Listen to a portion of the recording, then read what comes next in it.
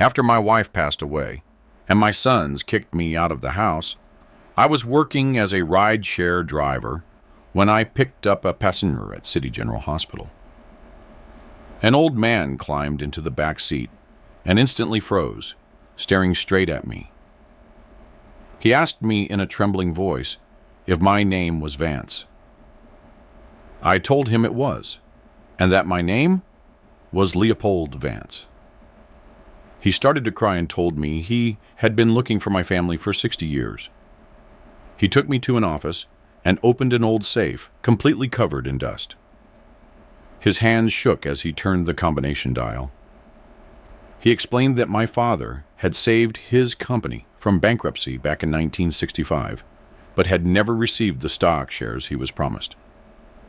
When he finally opened that safe and showed me the documents, when I saw the accumulated amount of money from decades of growth, I forgot how to breathe.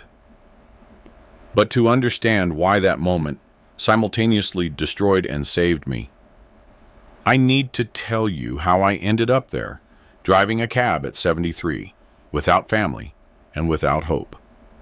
6 months before that day, I had a life. It wasn't perfect, but it was mine. I had a small house, a wife, Patrice, who had been my partner for 45 years, and 2 sons, Moses and Earl, who I thought loved me. Patrice was everything to me.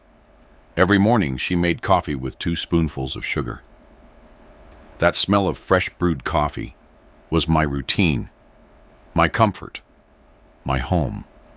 When cancer took her in March, in less than 3 months, that smell disappeared forever. And with it, everything I knew vanished.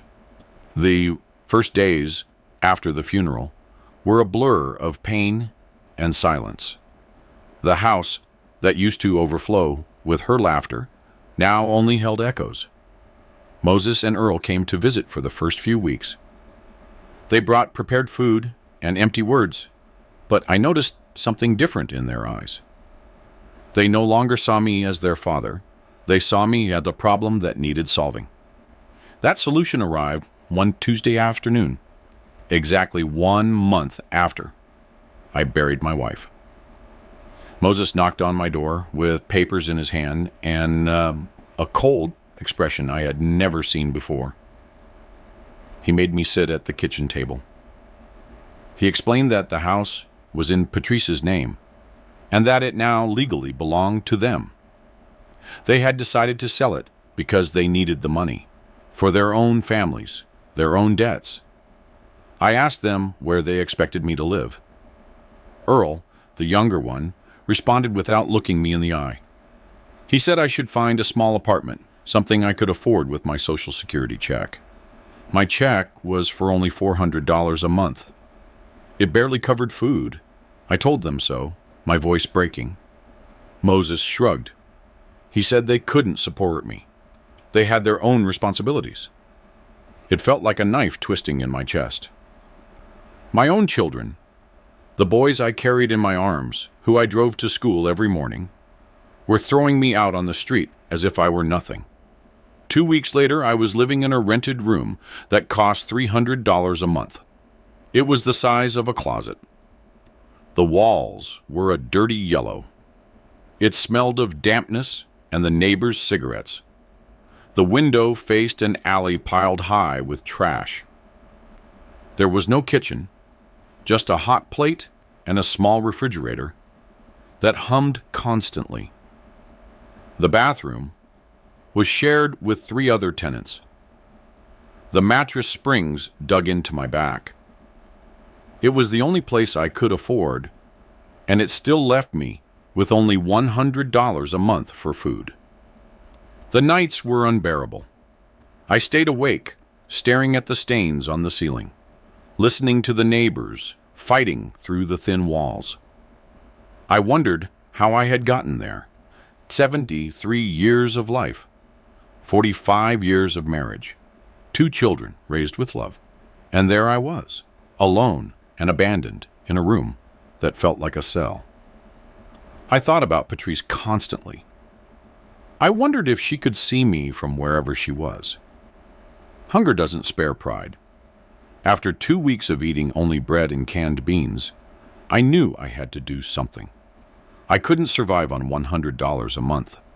I signed up as a driver for a rideshare app. I thought nobody would accept me, an old man of 73 competing against young kids. But I was approved in 2 days. They gave me a windshield decal and access to the app. That was it. The first day, I almost got into 3 accidents. My hands sweated on the wheel. Passengers rushed in, some kind, others rude. I tried to concentrate on not getting lost, on not making mistakes. Every time I looked in the rearview mirror, I saw a stranger, a gaunt man with deep, dark circles under his eyes. I had lost over 20 pounds since Patrice's death. I worked 12, sometimes 14 hours a day, from 6 in the morning until 8 at night. My legs swelled so badly, I could barely walk.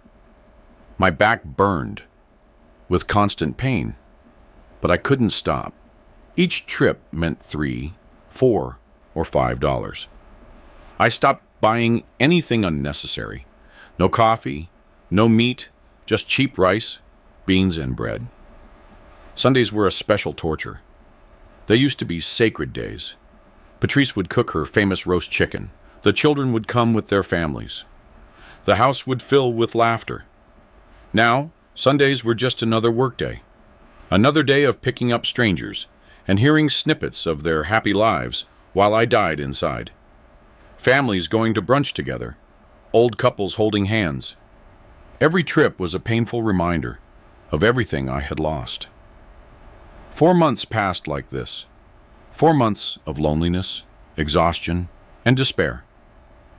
I didn't receive a single call from my sons, not one text.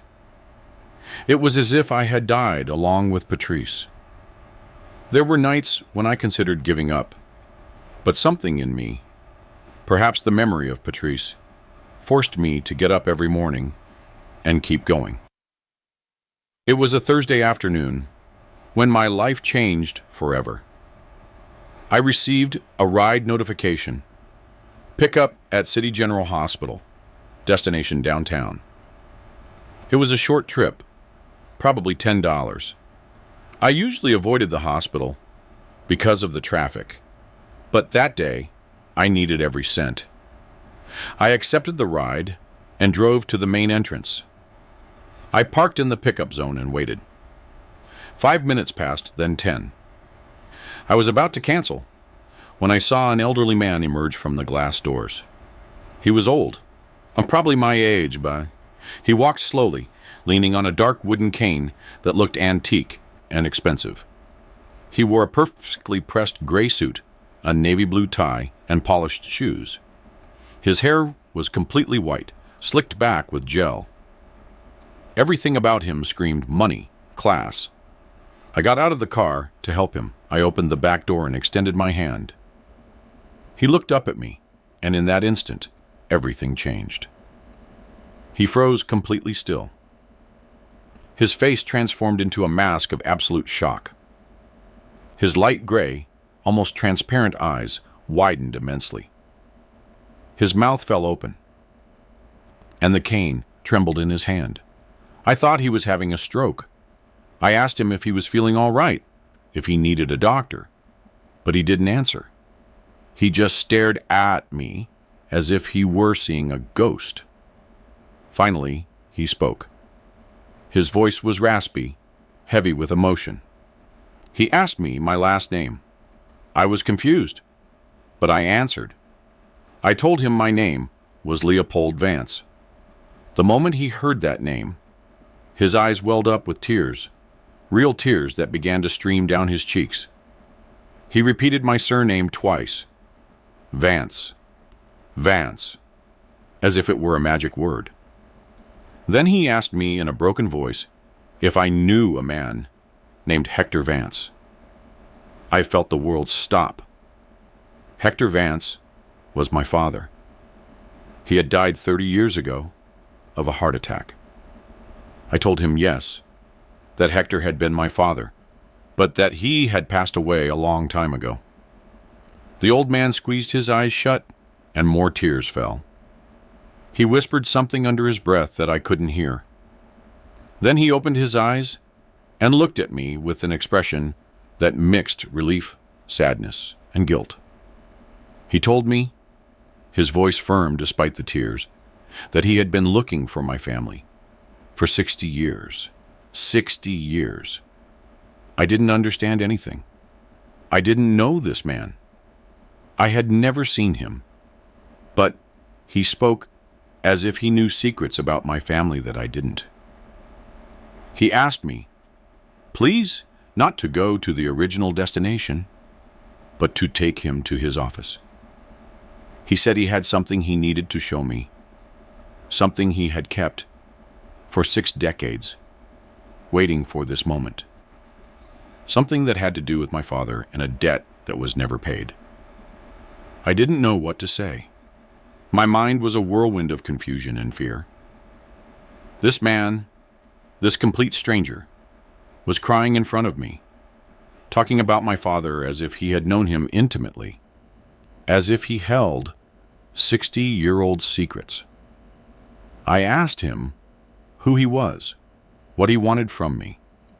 He wiped his tears with a white handkerchief he took from his suit pocket and apologized for his reaction. He told me his name was Alfred, and that what he had to show me would change my life. He begged me to trust him for just 1 more hour. 1 hour of my time, in exchange for answers I'd been waiting for my whole life without even knowing it. Something in his voice, in the desperate sincerity of his eyes, made me nod. I helped him into the car. He settled into the back seat carefully, as if every movement caused him pain. He gave me an address in the financial district downtown, where all the big corporate buildings were. During the drive, neither of us spoke. I glanced in the rearview mirror every few seconds, trying to understand what was happening. He looked out the window with a distant expression, lost in memories I couldn't see. Traffic was heavy, as always, at that hour.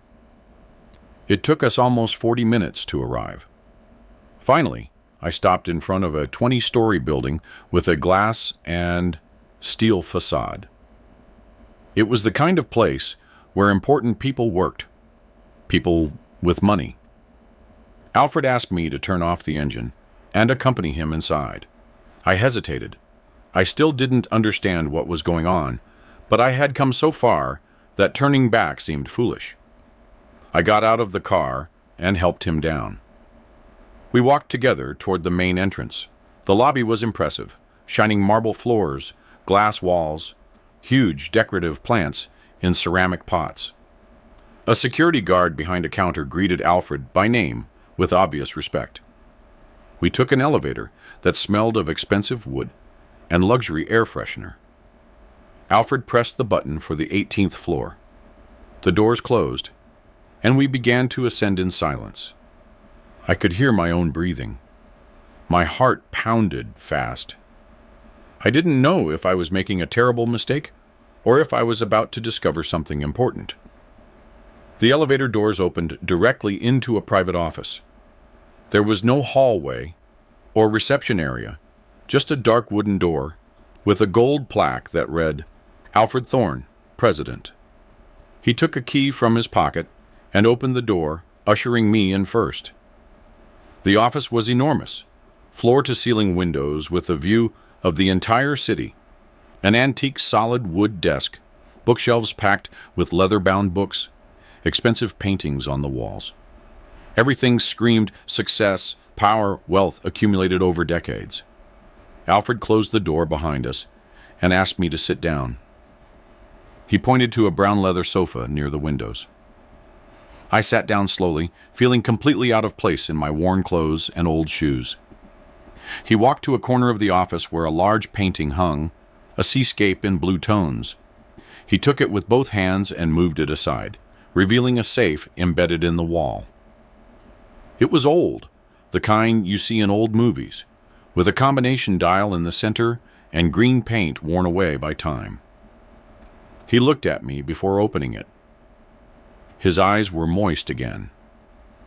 He told me that what he was about to show me had waited 60 years for this moment, that he had promised to find the Vance family and fulfill a debt that had haunted him his entire life.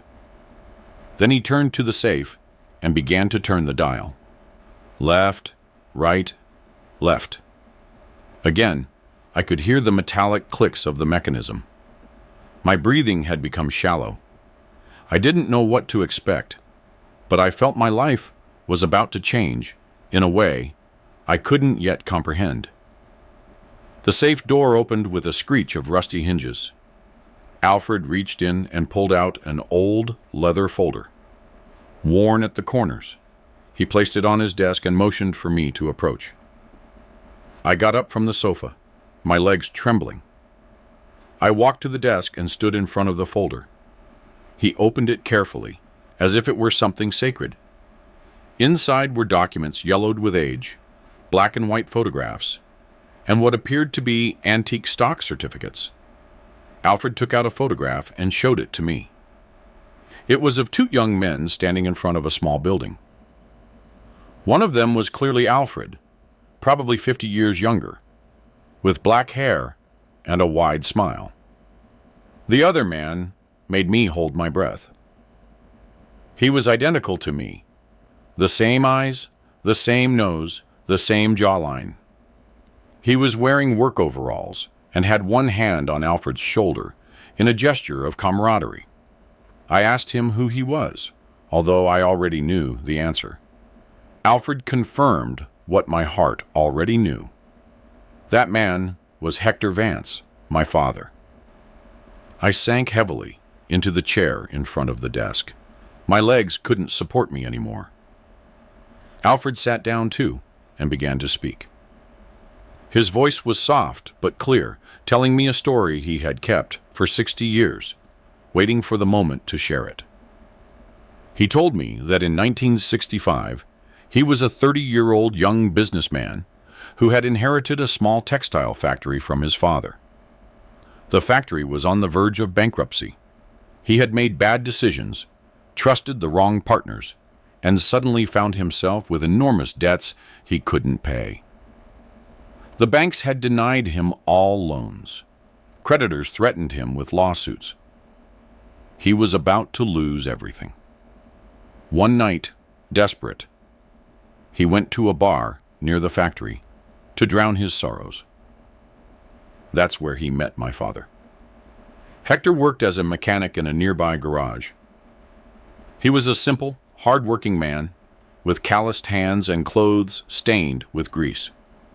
But he had an honesty in his eyes that Alfred had never seen. They started talking. Alfred, drunk and desperate, told the complete stranger his whole situation. The debts, the creditors, how he was about to lose his family's company. My father listened in silence. Then he did something Alfred would never forget. He told him he had savings. Not that much, but something. Money he had been saving for years to buy a house someday. He offered that money to Alfred, a complete stranger, to save his business. Alfred thought it was a joke. Nobody did that. Nobody loaned their life savings to a stranger in a bar. But my father was serious. 2 days later, they met at a bank. My father withdrew $30,000 from his savings account and gave it to Alfred in cash. $30,000 in 1965 was a fortune for a mechanic. It was literally everything my father had. Alfred, overwhelmed by the generosity, promised him he would not only repay the money with interest, but that he would give him 30% of the company's shares. Once the situation improved, my father would be an official partner. They signed a simple, handwritten agreement on a paper napkin. My father said nothing more formal was needed. He trusted Alfred. He believed his word. Alfred used that money to pay the most urgent debts. With the financial breathing room, he was able to renegotiate with other creditors. He secured new contracts. The factory not only survived, it began to prosper. Within 6 months, it was generating profit. Within a year, it had doubled in size. Alfred went looking for my father to keep his promise. He went to the garage where he worked. They told him Hector Vance had quit 2 months earlier. No one knew where he had gone. Alfred searched everywhere. He went to the address he had on file, but the house was empty. He asked the neighbors. No one knew anything. It was as if my father had vanished off the map. He hired private investigators, placed ads in newspapers, offered rewards. Nothing worked. Years passed, and Alfred never stopped searching. His company grew, becoming one of the largest textile corporations in the country. And with each passing year, the value of that 30% stake grew and grew. But Alfred never sold those shares. He kept them in this safe, waiting for the day he could find Hector Vance or his family. 60 years of searching, and today, by pure chance, I'd gotten into his car. He had seen my face and immediately recognized the features of his old friend, the man who had saved his life when no one else would give him a chance. Alfred opened one of the documents in front of me. It was a stock certificate in the name of Hector Vance, 30% of Thorn Textiles, Inc. Then he pulled out another, more recent document, a statement of the share's current value. When I saw the numbers, my vision blurred. It couldn't be real. I couldn't be seeing what I was seeing. $32 million. That was the current value of the shares that belonged to my father. $32 million that had been waiting in that safe for 60 years. I couldn't process those numbers. They couldn't be real. It had to be a mistake, a cruel joke, an elaborate scam. But the documents were there, official, with legal seals and accountants' signatures. Everything was legitimate. Everything was real. My hands trembled as I held the paper. The letters swam before my eyes. Alfred watched me in silence, letting me process the information at my own pace. I tried to speak, but the words wouldn't come out. My throat was tight. I felt like I couldn't breathe properly. I sat back down in the chair because my legs had stopped working. $32 million. I, who had been surviving on $100 a month for months. I, who ate beans and cheap bread every day. I, who lived in a miserable closet-sized room, was suddenly a millionaire. Alfred came over and placed a hand on my shoulder. He asked if I was okay, if I needed water or something stronger. I shook my head. I didn't need water. I needed to understand. I needed to know why my father had never told me any of this. Why had he disappeared without claiming what was his? Why had he died a poor man when a fortune was waiting for him? Alfred seemed to read my thoughts because he started talking before I could ask. He told me that over all these years, he had thought about it a lot. He had developed theories about why my father disappeared. Maybe he was afraid of so much money. Maybe he didn't trust the business world. Maybe something personal forced him to leave the city quickly. Maybe he was simply a man who valued his peace of mind more than wealth. Alfred never knew the answer, but what he did know was that Hector Vance had been the most honorable man he had ever met, a man who gave everything he had to help a stranger without asking for anything in return. I asked him why he had kept the shares all of this time, why he hadn't sold or used them after so many years, and no news of my father. Alfred smiled sadly. He told me he had made a promise, that a man without his word was nothing. He owed all the success he had achieved, all the money he had accumulated, everything he had, to my father. Without that $30,000 in 1965, he would have lost the family business. He would have ended up on the street. My father had given him a second chance when no one else would. The only way to honor that was to keep his promise, no matter how much time passed. He showed me more documents, records of dividends that had accumulated year after year, financial reports that showed the company's growth decade after decade, photographs of the factories expanding across the country. Alfred had built a textile empire. Thorne Textiles now had 43 factories in 8 countries, employed over 20,000 people, and generated hundreds of millions of dollars in revenue annually. And 30% of all that had always belonged to my father. I asked him why he had recognized me so easily. 60 years had passed since he last saw my father. Alfred laughed softly. He said he had never forgotten that face. For decades, he had looked at the photograph he showed me at least once a week. He had memorized every feature of my father. When he saw me standing by his car, it was like seeing Hector Vance resurrected. The same eyes, the same facial structure, even the same way of tilting my head. It was impossible not to recognize me. He knew immediately that I had to be his son. Alfred walked toward a window and looked out at the city below.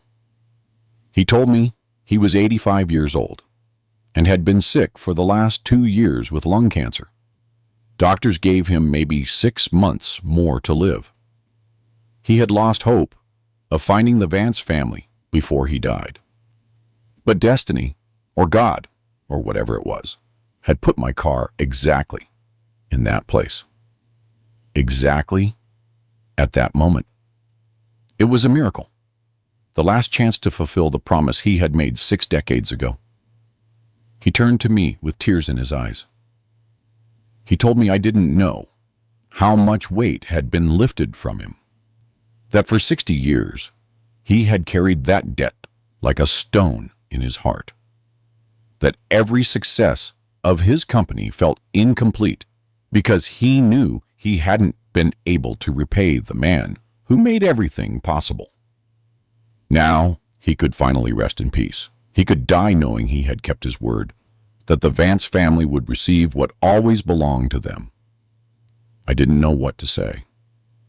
Emotions overwhelmed me. I felt gratitude, confusion, sadness, joy. All mixed in an impossible whirlwind. I thought about my father, the man I thought I knew. He had been a mechanic all his life. He worked with his hands until his health wouldn't allow it. We always lived modestly, without luxuries, but always with what we needed. He never spoke of this story. He never mentioned Alfred Thorne, or any textile company, or any money owed to him. He died without claiming this fortune. He died peacefully, surrounded by his family, in a simple hospital bed. And I never knew he had been a hero to someone. I told Alfred about my father, about how I remembered him. A quiet, hard-working man, of few words but strong character. A man who taught me and my brothers the value of honest work, who always said the most important thing in life wasn't how much you had, but how you treated others. He raised us with discipline, but also with love. He died 30 years ago, without me knowing he had once done something as extraordinary as saving an entire company with his life savings. Alfred listened attentively. When I finished speaking, he nodded slowly. He said that sounded exactly like the Hector Vance he remembered. A man who didn't need recognition or reward, who did the right thing simply because it was the right thing, who valued his integrity more than any amount of money. Those kinds of men were rare. Perhaps that's why he had disappeared without claiming the shares. Maybe he never cared about the fortune. Maybe he just wanted to help someone in need, and then continue with his simple, honest life. Alfred called his secretary on the intercom. A middle-aged woman named Faye entered the office with a tablet in her hands. Alfred gave her instructions in a low voice. She nodded and left again. He explained that he was contacting his legal team, that they needed to make an official transfer of the shares to my name, that the process would take a few days due to all the required documentation, but that he would ensure everything was done correctly. He also told me I could sell the shares if I wanted, keep them, and receive dividends, or any combination of both. It was completely my decision. I couldn't think clearly. $32 million. The figure kept repeating in my mind like a broken record. I thought of my miserable room, my job as a rideshare driver, my sons who had abandoned me, the last 6 months of suffering and humiliation. All that had ended in an instant. My life had completely changed in less than an hour. But the strange thing was that what I felt most wasn't happiness over the money. It was deep sadness for my father, for not having truly known him, for not having known about his heroism while he was alive. Alfred seemed to understand. He told me that what my father had done for him wasn't about the money. It was about character, about kindness, about the willingness to help another human being in their darkest moment. That couldn't be bought or sold. That was Hector Vance's true legacy. And that legacy lived in me because I was his son. I had his blood, his features, probably many of his qualities that I hadn't yet discovered. The money was just the physical manifestation of a moral debt. But the true fortune was knowing I came from such an extraordinary man. I asked him if I could keep the photograph, the one of my father and him in front of the factory. Alfred smiled and immediately gave it to me. He said he had copies, that this photograph had been on his desk for 60 years, that he had looked at it thousands of times, remembering the friend who saved his life. Now, it was only fair that I have it. I took it with trembling hands and looked at it closely. My father, so young, with his whole life ahead of him, smiling sincerely at the camera. He didn't know at that moment that he had just changed someone else's destiny. He didn't know that decades later, his act of kindness would still have repercussions. He was just being himself, a good man doing a good thing. Faye returned to the office, followed by an older man in a dark suit carrying a leather briefcase. Alfred introduced him to me as Stephen, his personal attorney and the company's legal director for 30 years. Stephen greeted me with a firm handshake and looked at me with a mixture of curiosity and respect. Alfred quickly explained the situation. Stephen nodded as if this was something he had been expecting for years. I realized then that he probably knew this story too. That probably many people in Alfred's inner circle knew about the outstanding debt to Hector Vance. Stephen opened his briefcase and took out several documents. He explained in a professional but kind voice that they would need my official identification, proof of residence, birth certificate, and my father's death certificate to process the legal transfer of the shares. They would also need to conduct DNA testing to confirm, beyond a shadow of a doubt, that I was Hector Vance's son. It was standard procedure for transfers of this magnitude. It wasn't that they doubted my identity, but legally, they had to cover themselves against any possible future challenge. I told him I understood, that I would do whatever was necessary. Stephen smiled and told me the complete process would take about 2 weeks. In the meantime, Alfred had authorized an advance to cover immediate needs, $50,000, which would be deposited into my bank account the following day. I nearly fell out of the chair. $50,000 was more money than I had ever seen together in my life. Stephen handed me bank forms to fill out with my information. My hands trembled so much I could barely write. Alfred rose from his chair with effort, leaning on his cane. He walked toward me and extended his hand. When I shook it, he placed his other hand on top, forming a warm, two-handed clasp. He looked me directly in the eyes and said something I will never forget. He told me his life had been blessed the day he met my father, that everything good that had happened to him after that encounter in the bar he owed to the generosity of a mechanic who had no obligation to help him, that he had spent 60 years wishing he could look Hector Vance in the eye and say thank you, that he couldn't do that anymore, but that he was saying it to me. Thank you for being the son of that extraordinary man. Thank you for showing up when he had lost hope. Thank you for allowing him to die in peace. My voice broke when I tried to respond. I told him I was the one who should be thanking him, that I had no words to express what I was feeling. Alfred shook his head. He told me not to thank him, that this wasn't generosity on his part, it was justice. It was fulfilling a promise. It was paying a debt that should have been paid 6 decades ago. He had only been the custodian of something that always belonged to my family. I spent the next hour filling out forms and answering Stephen's questions. My father's date and place of birth, names of relatives, all the genealogical information I could provide. Stephen took meticulous notes on his tablet. He explained that he would immediately launch the legal investigation to ensure there were no other heirs who could claim the shares. I told him I had 2 sons, Moses and Earl.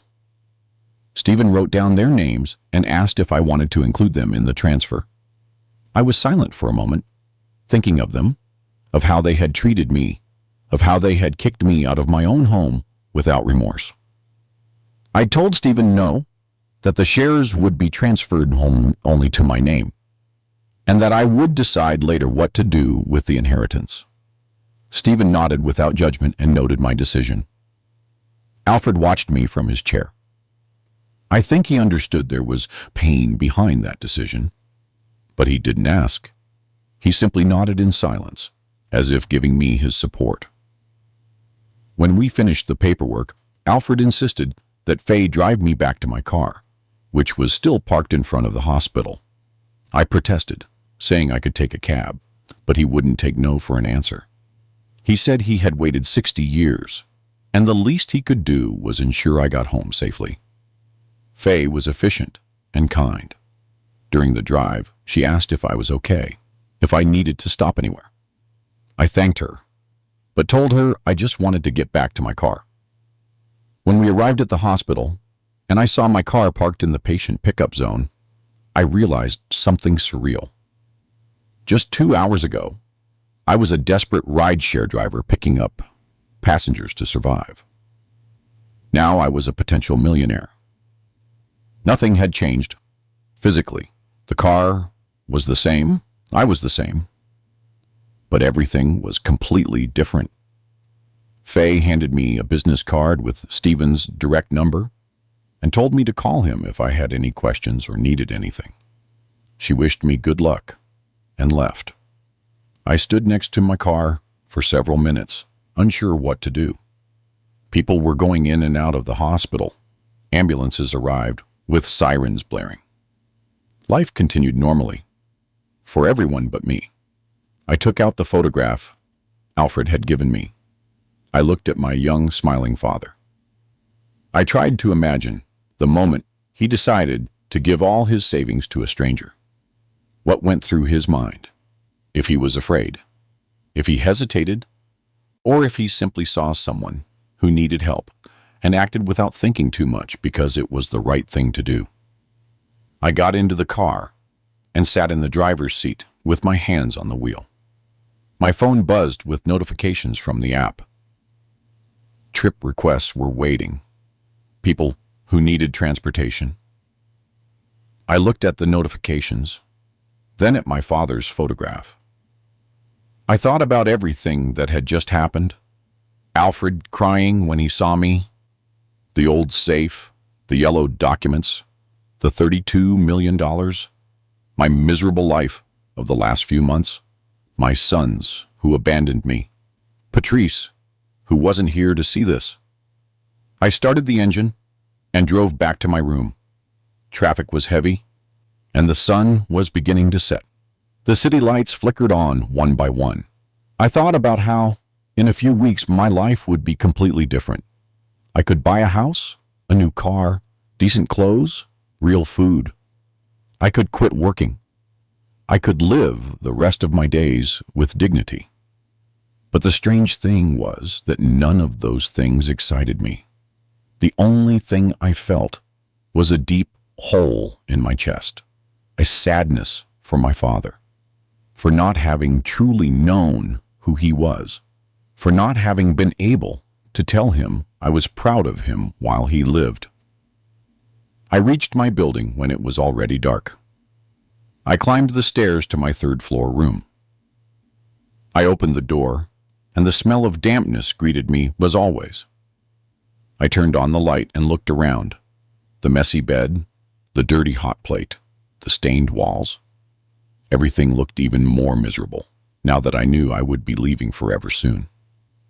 I sat on the bed and placed the photograph on the table. I looked at my father for a long time. Finally, I spoke aloud, though no one else was in the room. I said, "Thank you. Thank you for being who you were. Thank you for your kindness. Thank you for giving me this gift without even knowing it. Thank you for teaching me by your example, even though I didn't understand it until now." I lay on my bed and put the photograph of my father on the bedside table. I stayed up for hours trying to understand who that man really was. The simple mechanic I knew was only part of the story. There was another dimension to him I had never seen, a man capable of giving everything he had to help a stranger.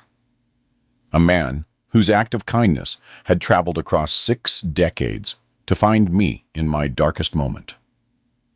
The hours passed slowly. Every time I closed my eyes, I saw Alfred's crying face, the yellow documents, the impossible numbers. $32 million. The words repeated in my mind like a prayer. I got up several times to check my wallet, to confirm I had Stephen's card, that everything had been real and not a dream concocted by desperation. I made instant coffee on the hot plate as the sun rose. It tasted awful, but it was all I had. At 9 in the morning, I called Stephen. He answered on the second ring, his voice professional, but kind. He asked how I was and if I had rested. I told him the truth, that I had barely slept. He laughed softly and told me it was completely normal after receiving such shocking news. He confirmed that the $50,000 advance would be deposited into my account that day before noon. He asked if I had an active bank account. I said yes, although I barely had $1 in it. Stephen asked me to come to his office that afternoon to begin the formal documentation. I needed to bring my official identification, my birth certificate, if I had it, and any document proving my relationship with Hector Vance. I had very little: my worn ID card, an old birth certificate I had kept for years for no particular reason, and some photographs of my father from when I was a child. Stephen assured me that would be enough to start, that his team would take care of obtaining the death certificate and other necessary official documents. I spent the morning organizing the few important papers I had. They were stored in a dusty shoebox under the bed. I found the birth certificate, folded and yellowed with age. I found old photographs of my childhood, of Patrice when she was young and beautiful, of my sons when they were smiling babies. I found my father's ID, which for some reason I had kept after his death 30 years ago. Seeing it, I felt a knot tighten in my throat. There he was, younger than I remembered, looking seriously at the camera with those eyes I now saw every morning in my own reflection. At 11:30, my phone vibrated with a bang notification. A deposit of $50,000 had been credited to my account. I stared at the screen, unable to process what I was seeing. I refreshed the app 3 times to make sure it wasn't a system error. The money was there, real, available. I could withdraw it if I wanted. $50,000, which 24 hours ago would have seemed like an impossible fantasy. I left the room and walked to the nearest bank. I needed to see it with my own eyes, to confirm it physically. The branch was 6 blocks away. I entered nervously, sweating, despite the air conditioning blowing hard. I stood in line, waiting my turn. When I finally reached the window, I asked the teller to check my balance. She typed on her computer and then looked at me with an expression completely different from usual, more respectful, almost deferential. She confirmed the exact amount, $50,215. The $215 was the miserable balance I already had. I asked to withdraw $1,000 in cash. She processed the transaction without asking questions and handed me 10 crisp, new $100 bills. I left the bank with that money in my wallet, feeling like the whole world could see the change in me, even though, externally, I was still the same old man in worn clothes and broken shoes. I walked down the main street, observing everything with new eyes, the stores, the restaurants, the people shopping without worries. Everything seemed different now that I had cash in my pocket. I entered a restaurant that I had always seen from the outside, but where I had never eaten because the prices were too high for my budget. I sat at a table by the window. I ordered a full breakfast without looking at the cost. Scrambled eggs with ham, crispy bacon, buttered toast, freshly squeezed orange juice, real coffee served in a porcelain cup. When the food arrived, I had to fight back tears. I hadn't eaten anything like that in months. The taste of the salty bacon, the hot, aromatic coffee, the soft, perfect eggs. Everything tasted like a blessing, like recovered dignity. After breakfast, I walked to a clothing store. I needed something decent to wear to Stephen's office that afternoon. I couldn't show up in the same old, stained clothes I had worn during months of misery. I bought a dark gray dress shirt, a clean ironed white shirt, and black shoes that weren't broken or worn out. The total was $210. A week ago, that expense would have destroyed my entire month's budget. Now I barely felt it. I paid in cash and left the store with the bags in my hand, feeling a strange mix of relief and guilt for spending money on myself. I went back to my room and changed clothes. I looked at myself in the small, cracked mirror hanging crookedly on the damp wall. In new clothes, I looked different, more dignified, less defeated, less invisible.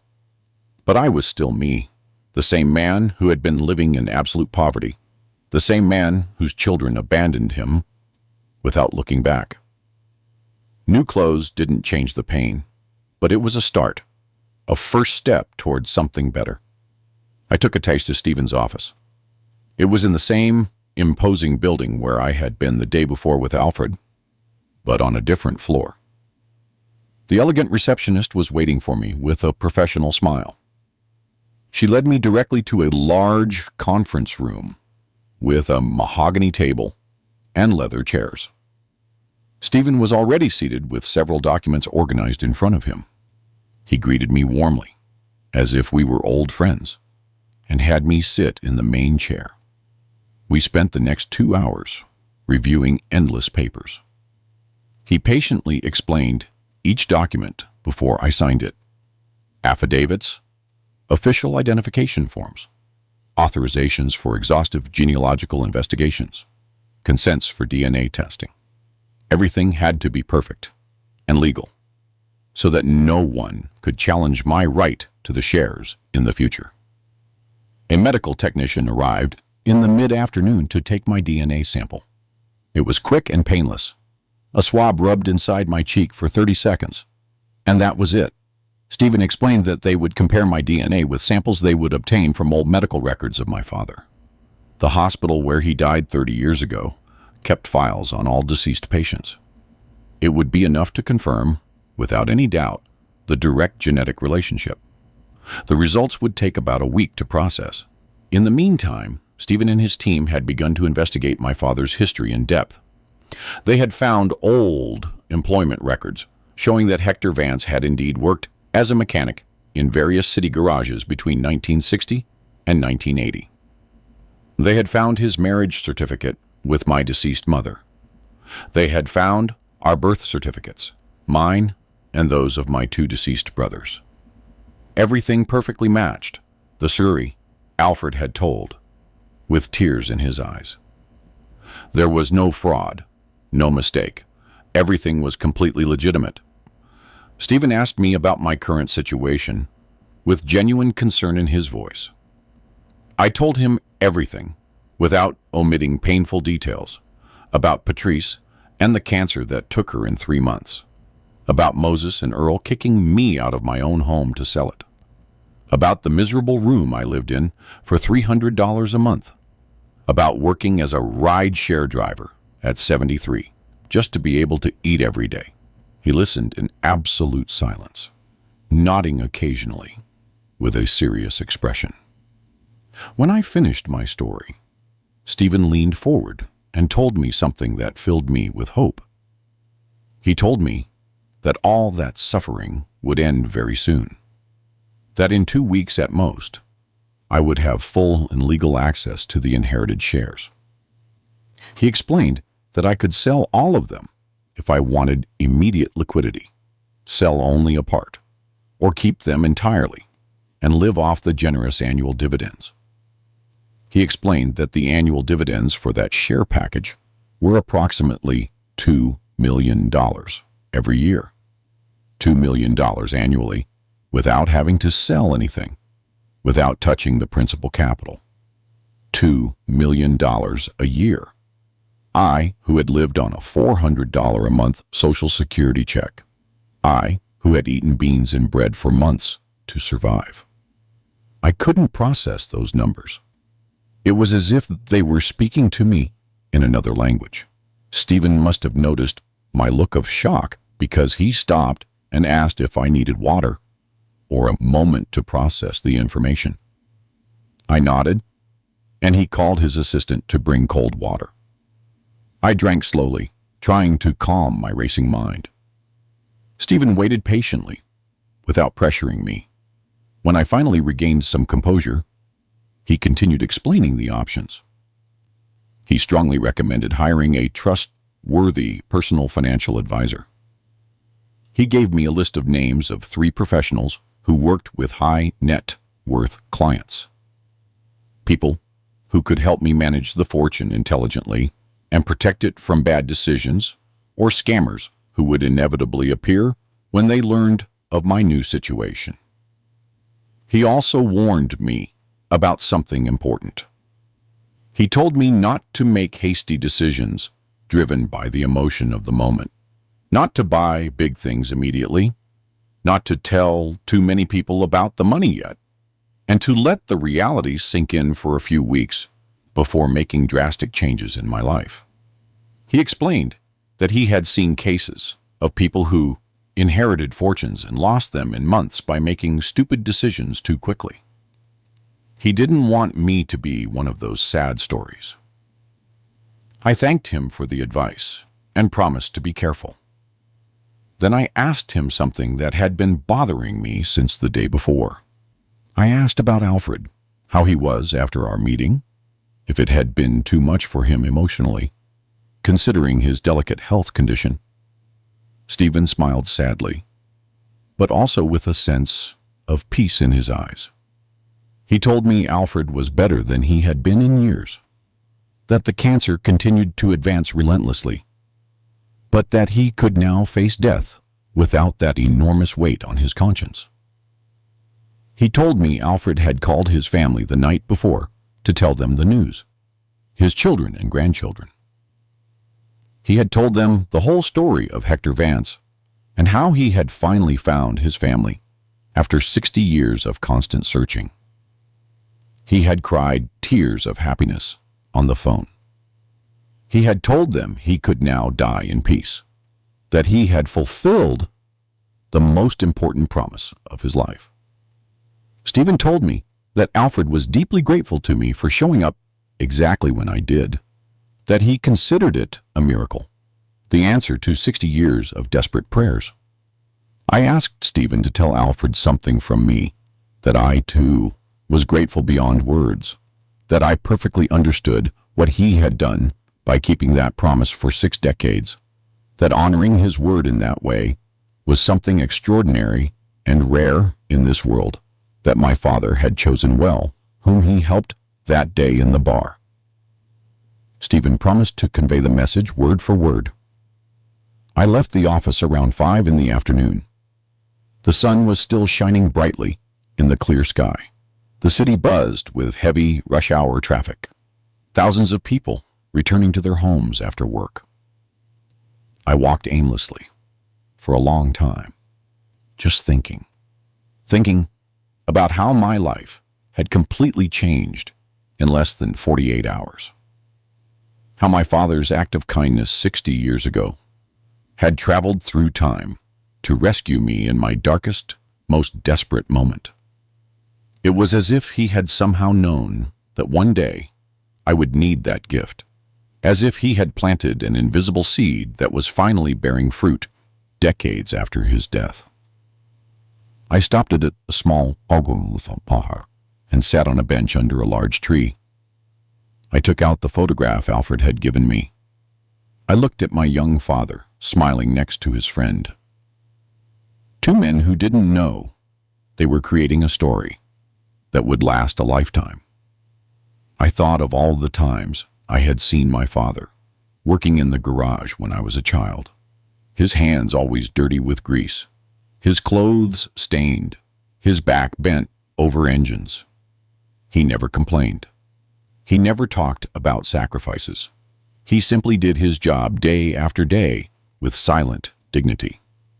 Now I understood that this humble man had been capable of such great generosity that he had saved another person's life. And he never boasted about it. He never mentioned it. He simply continued living his simple, honest life. I wondered why he never claimed the shares, why he disappeared without seeking what was legally his. Alfred had speculated that maybe he was afraid of the money, that maybe something personal forced him to leave the city quickly. But I knew my father better than that. I believe he simply didn't care about the fortune.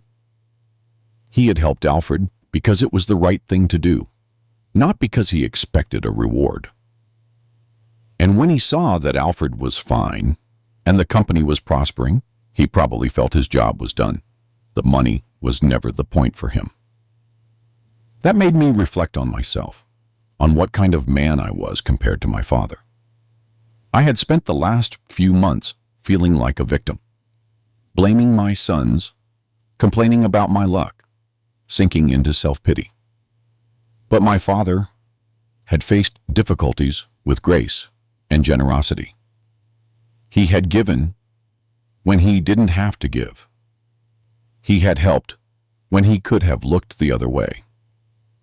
That was the true legacy he left me, not the money, but the example of how to live with honor. The sun began to set, painting the sky orange and purple. I got up from the bench and walked back to my room. For the last time, I climbed those worn stairs.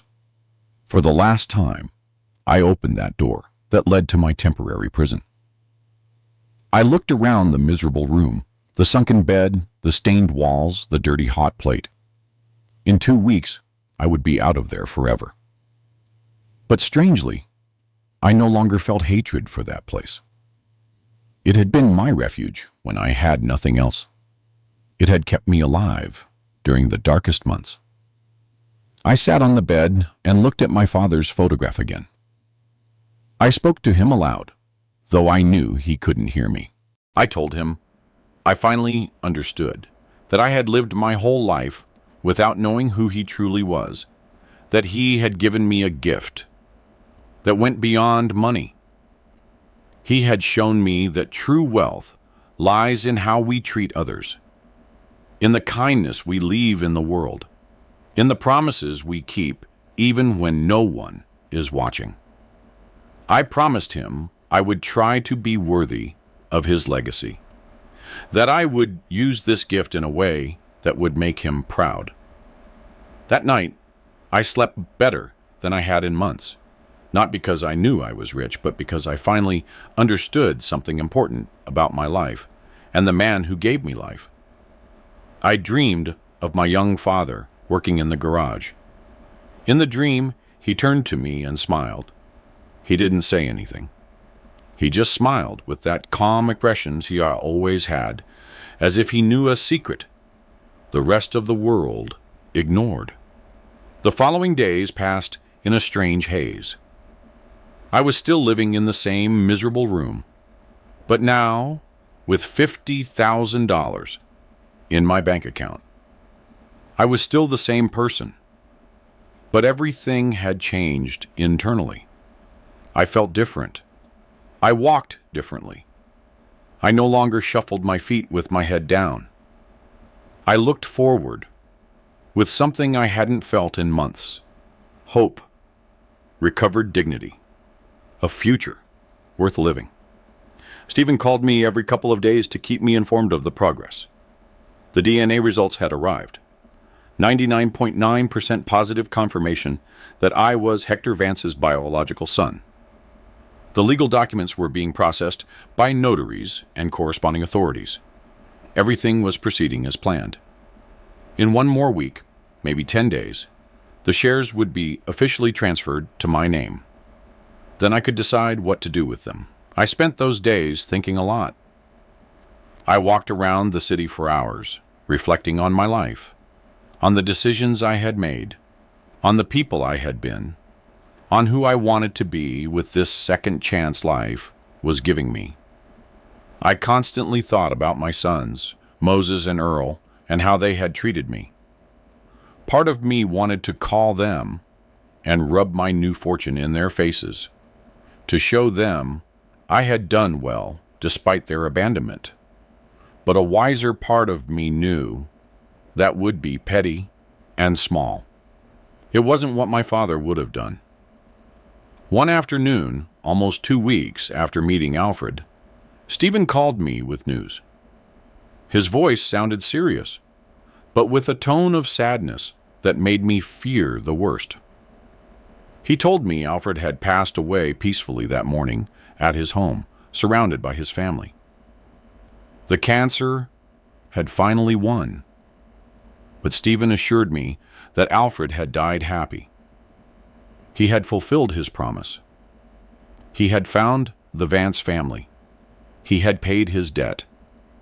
His last words had been of gratitude toward my father, and toward me for showing up when I did. I hung up the phone and cried.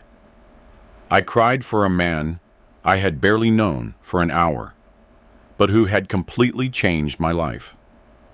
I cried for the friendship he had had with my father 60 years ago. I cried for the promise kept for a lifetime. I cried for the goodness that still existed in this world despite everything. Alfred Thorne had been an extraordinary man, and I had had the privilege of knowing him, even if briefly, before he departed. 3 days later, Stephen summoned me to his office for the final transfer. I arrived early, dressed in the new clothes I had bought weeks ago. The receptionist led me to the same conference room where we had worked before. Stephen was there with 2 other lawyers and a public notary. On the table was a perfectly organized stack of documents. Everything was ready. All that was missing was my signature in the designated places. We spent an hour signing papers. My hand trembled slightly with each signature. The notary constantly verified my identification. The lawyers explained each document before I signed it. Property transfer deeds, updated stock certificates, tax documents, bank authorizations. It was overwhelming, but Stephen patiently guided me through every step of the process. Finally, everything was complete. The betrayal signed and the caveat certified. Everything legal and official. Stephen handed me a thick leather keyder with all my original documents. He told me that officially, I was now the owner of 30% of Thorn Textiles, Inc., one of the main shareholders in one of the largest textile corporations in the country. He explained that the board of directors would want to meet with me soon to formally introduce themselves, that I could attend shareholder meetings if I wanted, or appoint a representative, and that I would have a voice and a vote in important company decisions. But most importantly, I had options. I could sell the shares immediately. Several buyers had already expressed interest in acquiring them. The current market value was $32 million, but I could probably negotiate more. Or I could keep the shares and receive the annual dividends he had already mentioned, $2 million every year without touching the principal capital. Or I could do a combination, sell a part for immediate liquidity and keep the rest for long-term passive income. I told Stephen I needed time to think, that the decision was too big to make impulsively. He completely agreed. He again recommended I contact one of the financial advisors on his list, saying they could help me structure an intelligent plan based on my life needs and goals. I promised him I would. I left the office with the leather folder under my arm, feeling the weight of what it contained. Not the physical weight, but the emotional weight. Those papers represented the culmination of a story that began 60 years ago. They represented my father's sacrifice, Alfred's gratitude, a promise kept across decades, and now, all that rested in my hands. It was my responsibility to honor that legacy. I walked to a nearby park and sat on a bench. I opened the folder and looked at the documents. My name was written on each one. Leopold Vance, owner of millions. It was surreal. A month ago, I was driving a cab 12 hours a day to buy beans. Now, I was a millionaire. But the strange thing was that I didn't feel uncontrolled euphoria. I felt something deeper. Responsibility, gratitude, a desire to do something meaningful with this gift. I thought about what Alfred had told me that first day, that my father had valued his integrity more than any amount of money, that he had helped without expecting a reward. That was the real message. The money was important, of course. It would give me security and comfort for the rest of my life. But the truly valuable thing was the example my father had left. The lesson on how to live with honor and kindness, even when no one is watching. I took out my phone and looked at my contacts. There were the names of Moses and Earl. My fingers hovered over the screen. I could call them, tell them everything. Part of me wanted to see their reactions, to see if they regretted how they had treated me, to see if they suddenly wanted to be my sons again, now that I had money. But I put the phone away. It wasn't the time. First, I needed to decide what kind of man I wanted to be with this new life. Did I want to be someone who used money to seek revenge and create division, or someone who used it to heal and create something good? I remembered something Patrice used to say, that the true measure of a person is not how they behave when they have everything, but how they behave when they have lost everything. I had lost everything. I had hit rock bottom. I had lived in poverty and despair. Now that I was rising again, I had a decision to make. I could become someone bitter and vindictive, or I could become someone better, someone worthy of my father's legacy.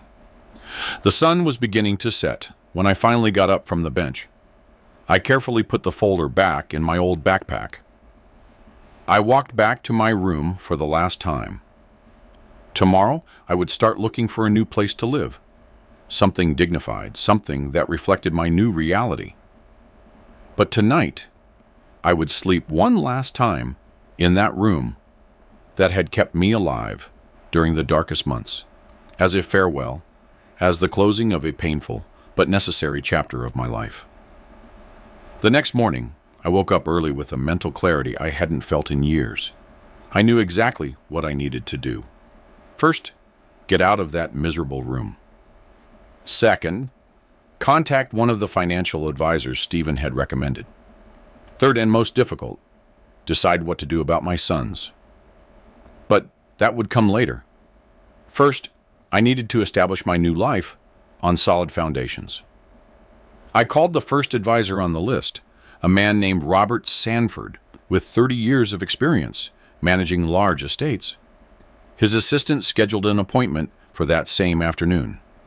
Then I searched online for apartments for rent in decent areas of the city. I found a furnished 2-bedroom in a modern building with security. It cost $2,500 a month. 2 months ago, that price would have seemed impossible to me. Now it was perfectly reasonable. I called the owner, and we agreed to meet the next day.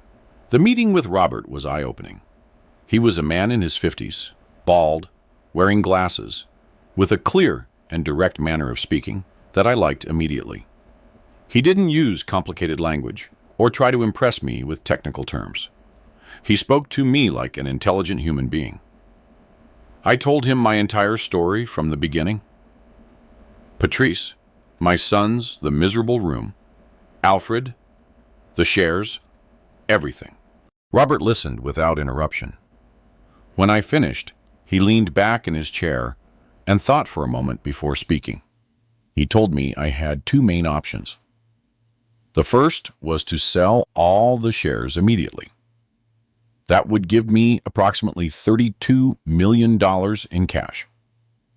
With a conservative and diversified investment, I could live comfortably the rest of my life with an annual income of approximately $1.5 million without touching the principal capital.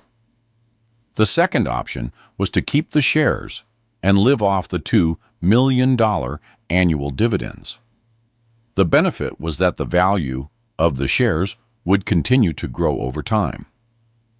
He recommended a third option, which was a hybrid: sell 50% of the shares for $16 million in immediate liquidity.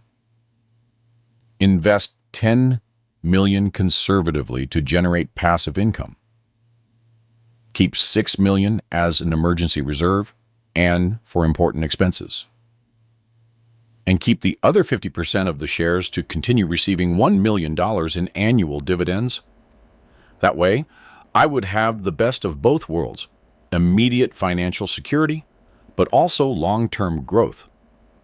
The proposal made perfect sense. I told him to proceed with that plan. Robert began to explain the next steps.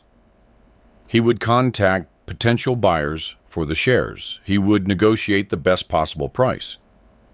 He would structure the investments into a diversified portfolio of bonds, index funds, and real estate, all designed to minimize risk while generating constant income.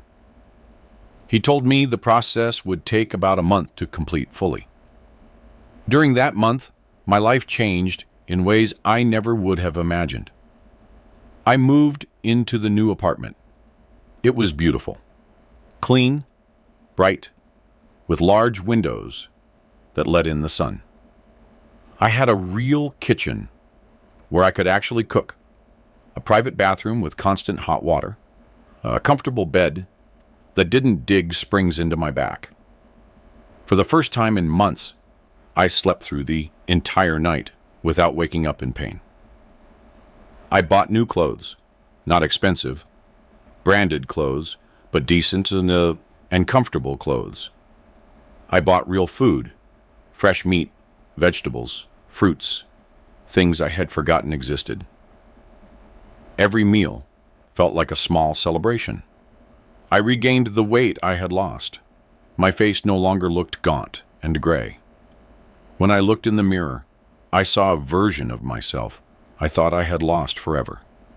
But with every small luxury I allowed myself, I thought about my sons. Moses and Earl knew nothing of my new situation. They still thought I was a poor old man driving a cab to survive. Part of me wanted to keep it that way, to leave them in their ignorance. But another, larger part knew that eventually I would have to face them, not for them, but for me, to close that painful chapter somehow. One afternoon, I received an unexpected call. It was Earl, my younger son. His voice sounded uncomfortable and forced. He asked how I was. It was the first time he had called me in 4 months. I told him I was fine. There was a long silence. Then he said that he and Moses had been talking, that maybe they had been too hard on me, and that they wanted to invite me to dinner to talk. My heart skipped a beat. I wanted to believe he was sincere, that they had genuinely regretted their actions. But something in his tone made me doubt. I accepted the invitation. We agreed to meet at a restaurant the next day. I hung up the phone with mixed feelings, hope mixed with cynicism. I wanted my sons to love me for who I was, not for what I had. I decided not to mention anything about the money at that dinner. I wanted to see their true intentions. I arrived at the restaurant 10 minutes early. It was a modest Mexican food place we used to visit when they were children. That gave me some hope. Maybe they had chosen that place specifically because of the memories. Moses and Earl arrived together 5 minutes later. They looked uncomfortable. We greeted each other with awkward hugs and sat at a table in the back. The first few minutes were superficial conversation. The weather, traffic, unimportant trifles. Then Moses took a deep breath and began to speak. He told me they had been thinking a lot, that maybe they had acted hastily after Mom's death, that they understood it had been difficult for me too. Earl nodded, adding that they felt some guilt about how they had handled the house situation. I waited. I knew something else was coming. And it came. Moses said they had thought of a solution, that if I needed a place to live, they could rent me the service room at Earl's house for $50 a month. They could help me that way. It would surely be better than where I was now. Earl quickly added that, of course, I would have to help with some chores. Nothing heavy, just light things like yard work or washing the car occasionally. I felt a cold stillness settle in my chest. There it was. It wasn't real repentance. It wasn't filial love. It was convenient guilt, mixed with the possibility of cheap labor. They were offering me to live in a service room as my own son's domestic employee. They thought they were being generous, that they were doing me an enormous favor. I looked at both of them. I saw their expectant faces. They were waiting for gratitude.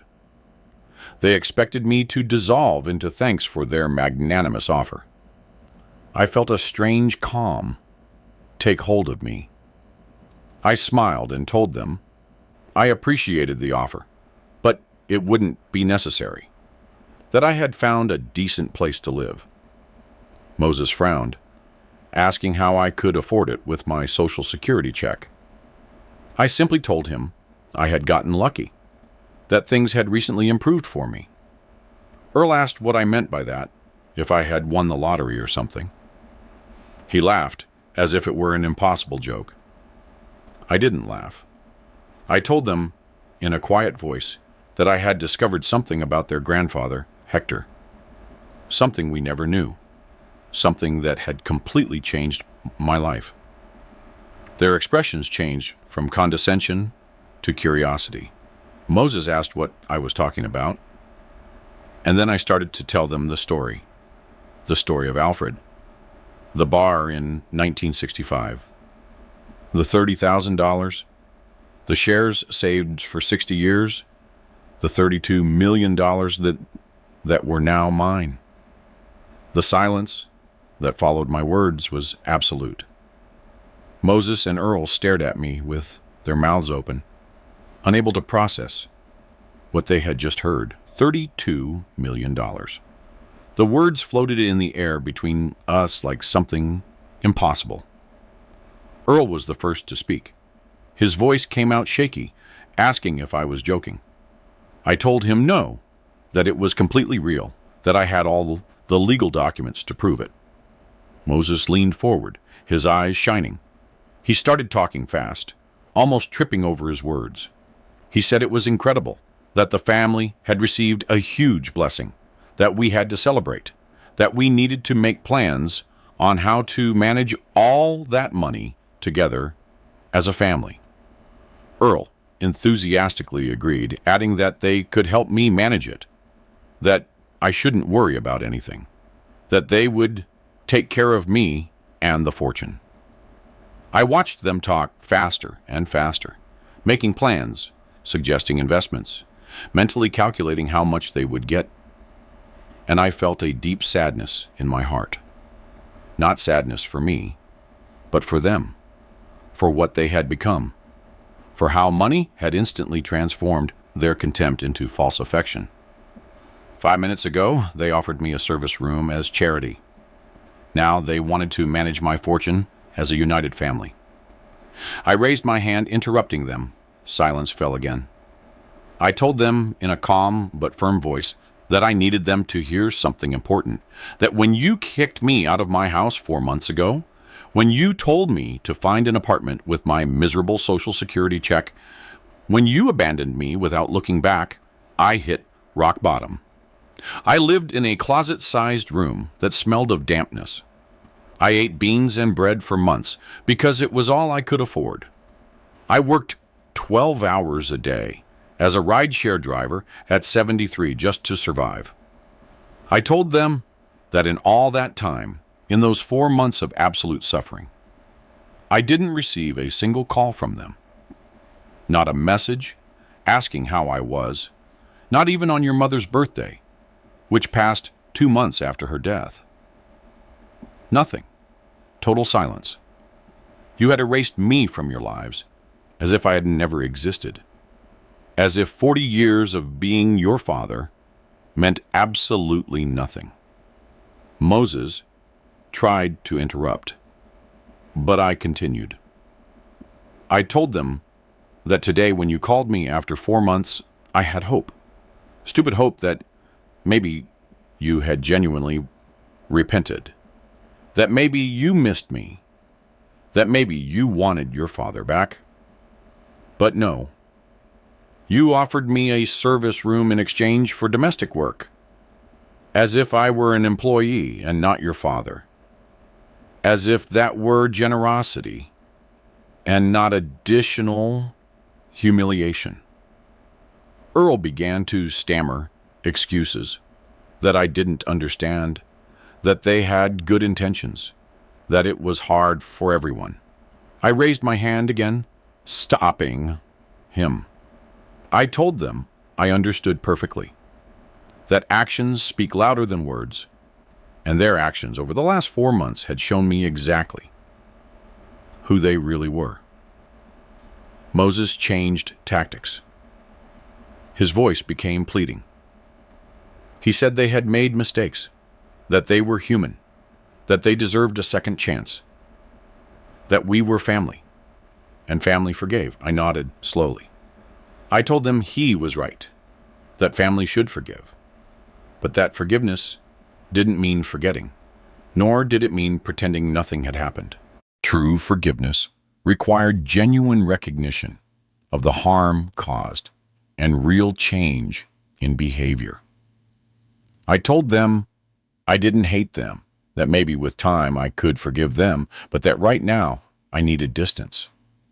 I needed to build my new life without the toxicity of relationships based on material interest. I told them they wouldn't see a cent of that money, that it was my inheritance from my father, and I would decide what to do with it. And my decision did not include rewarding them for abandoning me in my most vulnerable moment. My sons' faces transformed. The mask of repentance fell away, revealing fury underneath. Moses slammed his palm on the table, making the silverware jump. He said it was unfair, that they were my children, that they had a right to a part of that inheritance, that legally they could fight for it. I remained calm. I told them that legally they had no right, that the shares were exclusively in my name, that my lawyers had already ensured that, and that they could try to sue if they wanted, but they would only lose money on legal fees. Earl tried a different approach, a soft voice and moist eyes. He said he regretted everything, that if he could go back in time, he would do things differently, that he loved me and the money didn't matter. He just wanted his father back. I wanted to believe him. God knows how much I wanted to believe him. But I had learned something important in those months of suffering. Words are easy. Actions show the truth. And their actions for 4 months had been total abandonment. I got up from the table. I took out my wallet and left enough money to cover my share of the check that we never ordered. I told them I hoped that someday they would understand that what my father taught me by his example was not about accumulating wealth, but about surviving with integrity, about helping others without expecting reward, about keeping promises even when no one is watching. That was the true legacy I had received. The money was just a symbol of something much bigger. I told them the doors weren't closed forever, that if they ever showed genuine repentance, if they demonstrated with actions and not just words that they had changed, maybe we could rebuild something, but that it would be on my terms, not out of obligation or for money, but because they genuinely wanted a real relationship with me. I walked out of the restaurant without looking back. I heard Moses yelling something behind me, but I didn't stop. I got into my car, a new one I had bought the week before, and drove back to my apartment. For the first time in months, I felt free. Free from free from expectations, free from the need for approval from people who didn't deserve it. That night, I sat on my balcony with a cup of real coffee, looking at the city lights. I thought of my father, of Alfred, of the promise kept for 60 years, of how an act of kindness can travel through time, creating ripples that touch lives decades later. My father never knew that his generosity would eventually save me, but it did. And now it was my turn to decide what to do with that gift. I decided to create a foundation in my father's name, the Hector Vance Foundation, dedicated to helping seniors in need. People like I had been just months ago, homeless, hopeless, abandoned by their families. We would give them dignified housing, food, medical care, but above all, dignity. Because I had learned that losing your dignity hurts more than losing your money. And not all the money would go to the foundation. I would live comfortably. I would travel. I would enjoy the years I had left. But a significant portion would be dedicated to continuing the legacy of kindness that my father began 60 years ago in a bar when he gave everything to a stranger without a second thought. Some debts are too great to pay with just money, but sometimes money is the only way left to say thank you. Thank you, Dad, for teaching me that true wealth is not in what you accumulate, but in what you give. Thank you, Alfred, for keeping your promise when it would have been easy to forget. And thank you, life, for giving me this second chance to live with purpose and meaning. I will dedicate the rest of my days to honoring the legacy of two extraordinary men who showed me that kindness never dies. It only waits for the perfect moment to blossom. Did you like my story? And which city are you listening from? Let's meet in the comments. If you liked the story, you can support me by sending a super thanks so I can keep bringing more stories like this. Thank you so much for your sweet support. I'm looking forward to your comments on the story. On the screen, you can see 2 new life stories that I highly recommend. There's so much more on my channel. Don't forget to subscribe. See you in the next life story. With love and respect.